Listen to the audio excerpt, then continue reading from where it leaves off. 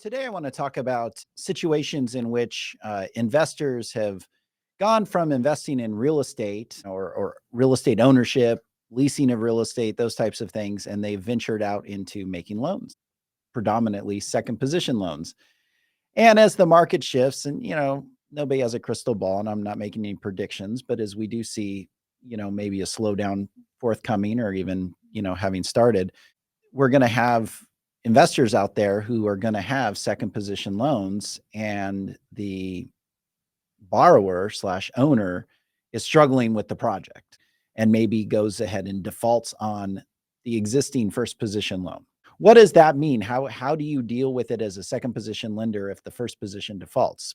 In Arizona, the second position lender has a lot more rights than what they think they do. So when a property goes to foreclosure here in Arizona via a deed of trust, a trustee who's been appointed by the deed of trust or who later substitutes in, they are empowered to sell the property. And so they record a notice of trustee sale, and there's a 90-day period between the date that the notice of trustee sale is recorded to the date of the sale. They have to wait those 90 days. And so during those 90 days, a second position lender has the ability to obtain significant information regarding the loan and even take steps to bring the loan current, those types of things. So they can contact the trustee and say, I want reinstatement figures. And what reinstatement figures are figures that the trustee has to provide when there's been a monetary default under the loan and the loan hasn't reached the maturity date yet.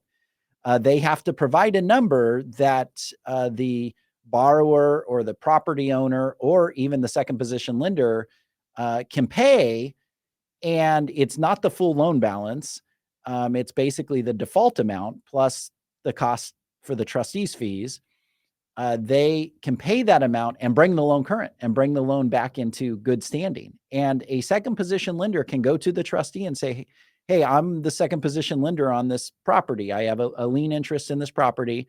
Statutorily, I have a right to those reinstatement figures and provide them to me. And the trustee has a very short window and time frame in which to provide those reinstatement figures. And then the second position lender has the right to go and basically write a check to the trustee and bring that loan current. Well, why would the second position lender want to bring that current? Well, if there is equity in the property and the second position lender, or maybe they're even experienced with fix and flips, development, managing investment properties, maybe that second position lender thinks, okay, if I bring that first position current and then I do my own trustee sale, right? Because now they're definitely, if they haven't already missed payments on the second position, they're in default because they didn't keep the first current and the second had to pay out to bring the first current. And so the second can then go and do their own foreclosure. And so basically they would need to, keep the first current, or at a minimum, keep it current long enough that they can beat them to the sale. Because you have, the second still has to wait those 90 days. They beat them to the sale. And then since they're second position, it's likely if they bid it right, that they'll end up being the owner of it. They can do whatever they need at that point to the property to obtain their equity or obtain the payment on their loan, a substantial payment on their loan, and basically try to recover as much as they can of their loan from that property. So that's one. Second, maybe there's a plan in place where the owner is going to be able to somehow turn the ship around and rescue the property.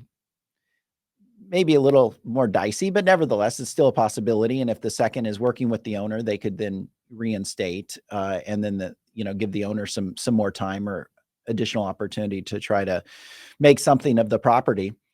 Then the second position lender also has the ability to simply go and pay off that first position loan. And in that case, they could obtain payoff figures from the trustee, and statutorily they're required to, the trustee is required to provide those payoff figures, and then they can go and pay it off. And it's kind of the same concept.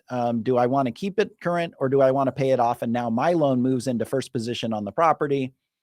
I can then foreclose on the property. And of course, because you've paid it off, that's going to be added to the loan balance. And so you'll have a hefty credit bid and you might end up not having to worry about dealing with the first, keeping the loan current, those types of things. You can just pay it off and move on. Or you maybe, as a second position lender, want to negotiate a short payoff with the first if you think that there can be something there. And, because like when we talked about with Andrew, they don't want to foreclose. The last thing they want to do is own a property. Right. So maybe they say, okay, yeah, we'll forego some of the default interest. We'll forego, some of the trustees' fees, whatever the case may be, and you negotiate a short payoff. And then once again, your loan then moves into first. But you're entitled to that information. You're entitled to reinstatement, you're entitled to payoff, and you're entitled to take steps to protect your security by making the appropriate payments that you deem from a business perspective to be appropriate. And two things I'd add to that. If you are a second position lien holder entitled to that information, when I've served as trustee on trustee sales, I can tell when I'm dealing with a sophisticated lien holder who does this. But you want to ask for this information early. The sophisticated lien holders, and just because you ask for the information doesn't mean you're going to do anything with it. You may do nothing with it, but I'll send out notices, and I can tell that within days of usually those notices going out and getting to their recipients, I'll receive requests for that information. So get it out early. So this is on the front end of the 90-day period. So you're not waiting till the last minute to try to make things happen on a wish and a prayer with only days before the trustee sale. And two, do it in writing. Mm-hmm. Oh yeah. Do it in writing. Right. Yeah. I mean, if you call, sometimes you can call, get the trustee on the phone, and maybe they get it and whatever else, but the statute's pretty clear. Yes. That the trustee's obligation to provide you the information depends upon a receipt for request in writing. Correct. Yeah. So it's one thing to call up the trustee and say, hey, I need these figures. Okay. They may or may not provide them to you. But to invoke the statutory right to those, you have to send it in writing and follow the statute as far as the mailing requirements.